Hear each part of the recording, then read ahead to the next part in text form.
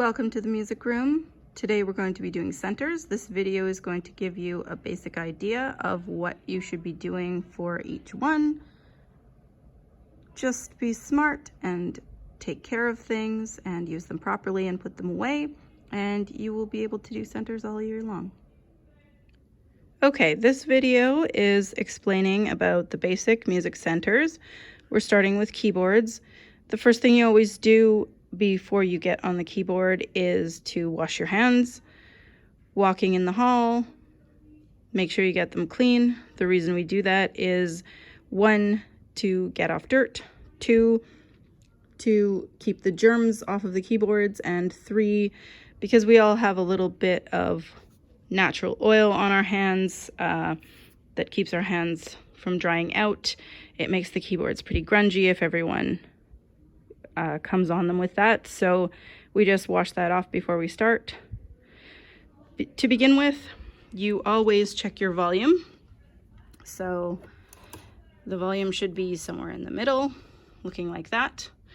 Then you can turn on the power beside the bear here. Just press it once and wait, and you will see that it will come up looking like this. At the back here, this is where you plug in the headphones. They almost all need an adapter, and it goes in the one on the left-hand side.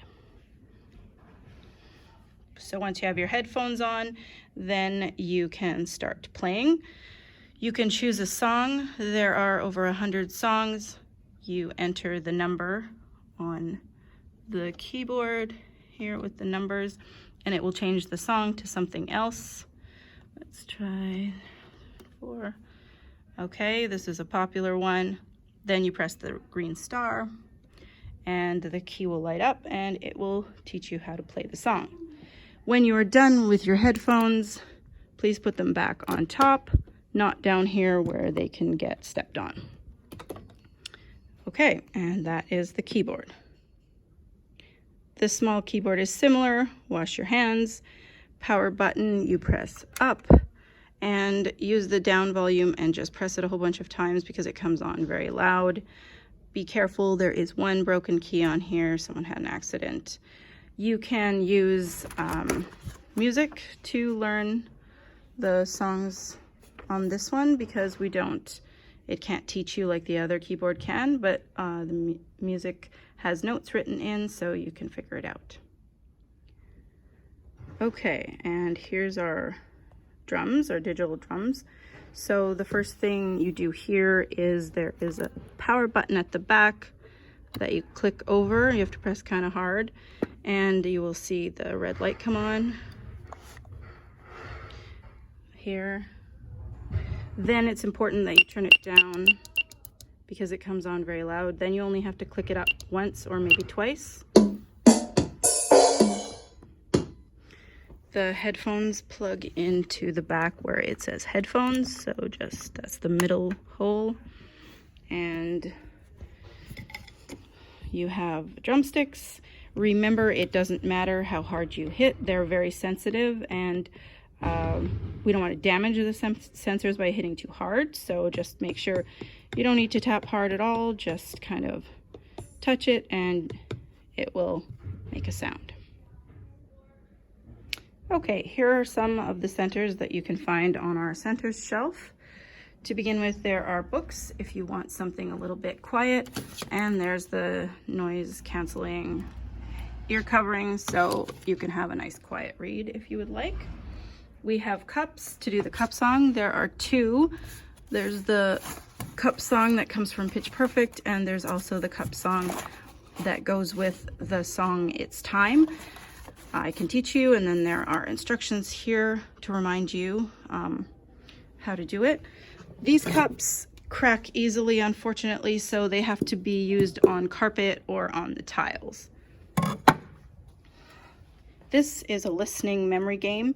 You shake them and listen, and if they match, then you flip it over and check to see if you are right. On the bottoms there are pictures, but you're supposed to use your ears, and you play it just like any other memory game. Please don't get them mixed up, the 2 games. We have Simon which you are basically copying the rhythms that the Simon does. So there's 3 of them. Please carry them carefully. We don't want them to get dropped. These are kalimbas. There are little song sheets to go with them that you can learn a song using the numbers. The numbers are here, and they go with each key.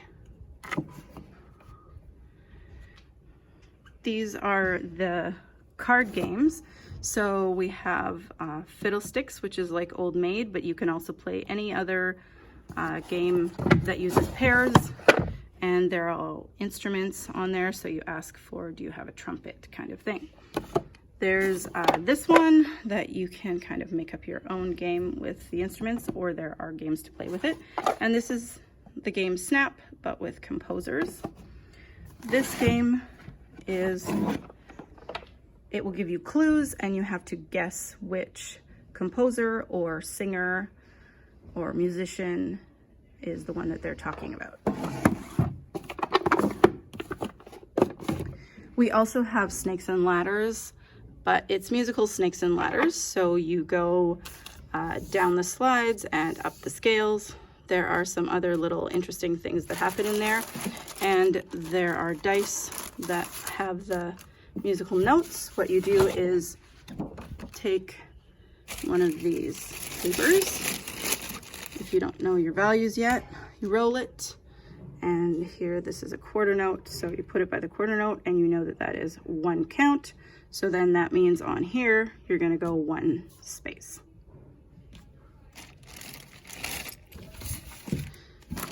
This is another matching game and it has various musical terms on there.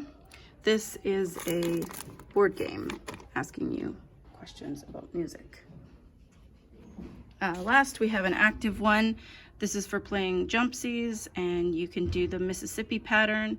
I'll show it to you if you want. You keep moving it up higher and higher until you are unable to do it anymore, and then you start over. And that is all that is on the shelf.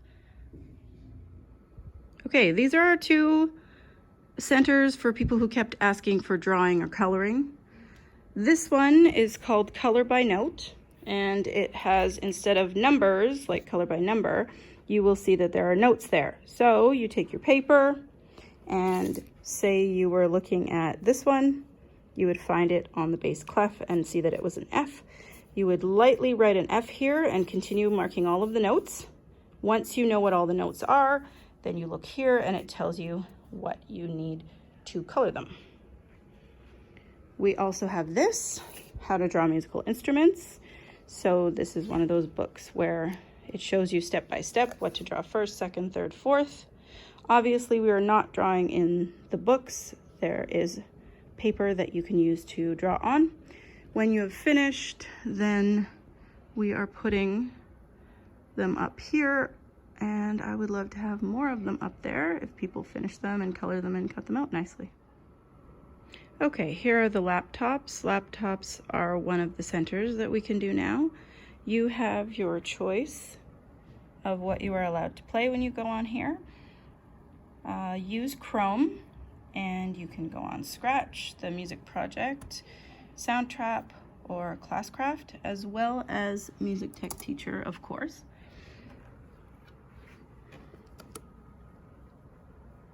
Okay. Sign in and you will arrive here. Just open up Chrome. And there are shortcuts to most of the things, so you can open up Scratch. If you're doing Scratch as a music center, then you need to be coding your music project. You can also go on the music project and listen to music on there. You can go and check your Classcraft if you have an account, or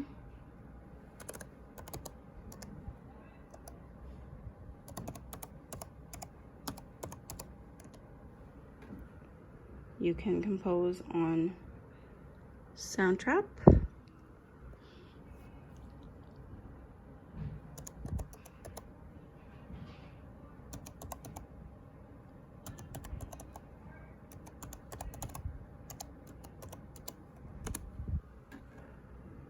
You can go on Music Tech Teacher. If it comes up here, then you got to go to Quizzes and Pianos and click Quizzes Games. And here is the screen that we usually do, and you can play any of those games. That's all that's allowed on the laptop. Lots of choices. You can, of course, do a theory book. If you would rather do something quiet with paper and pencil, you are welcome to always work in your theory book if you need a little break from being busy and active. Okay, this is the Smartboard Center. We play on Music Tech Teacher. There are a few different games that you can play. If it comes up like this, just go back. That means that one isn't working right now. Let's try maybe this one, Instrument Family Quiz. Nope. So if you get one that doesn't work, just come and try something else. Lots of kids enjoy Hangman. So it comes up on the smartboard and you can tap on there. If it is not tapping in the right place, then let me know and we can calibrate it so that it will. So those are your basic centers.